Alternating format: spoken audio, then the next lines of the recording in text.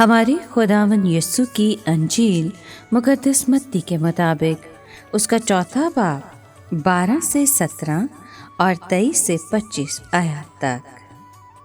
जब यीशु ने सुना कि यूहन्ना गिरफ्तार हुआ तो जलील को गया और नासरत को छोड़कर कुफरनहूम में जा बसा, जो झील के किनारे ज़बूलून और नफ्ताली की सरहदों में है, ताकि जो इशाया नबी की मार्फत कहा गया था वो पूरा हो कि ज़बूलून की सरजमीन और नफ्ताली की सरजमीन झील की राह उर्दन के पार गैर कौमों का जलील।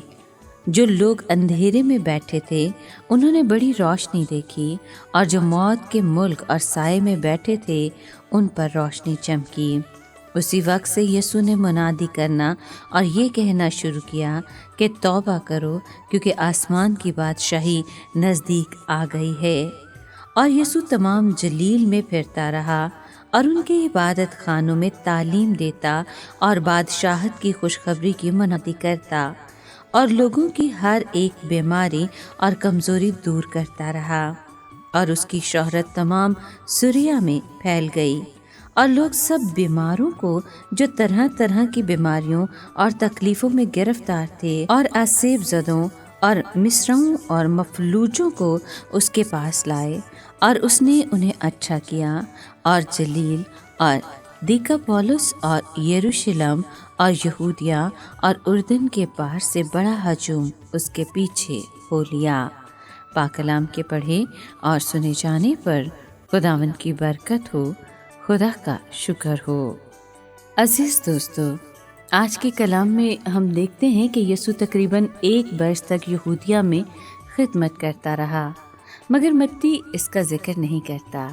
इस 1 साल के अरसे का बयान यूहन्ना की अंजील में मिलता है। जब उसने सुना कि यूहन्ना पकड़वाया गया, यानी उसे कैद खाने में डाल दिया गया, तो उसने समझ लिया कि ये मेरे रद्द किए जाने का एक निशान है। लोग बादशाह के पेशरो को रद्द करने में खुद बादशाह को भी रद्द कर रहे थे। अब यीशु शुमाल में यानी गलील के इलाके में आया, मगर वो किसी डर के मारे भागकर यहाँ नहीं आया। दरअसल वो तो हेरोदेस की सल्तनत के मरकज़ में जा रहा था।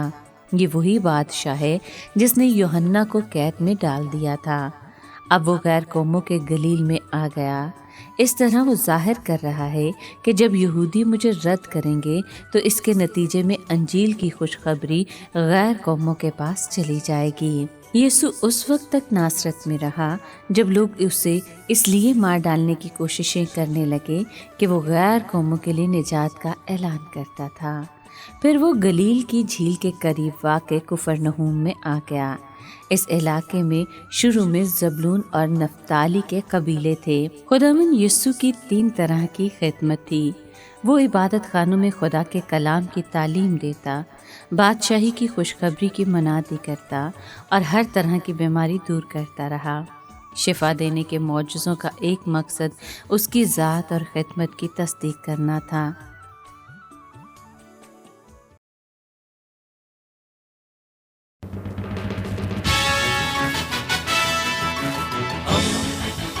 दोस्ती का पैगंबर, रेडियो वेरितास एशिया।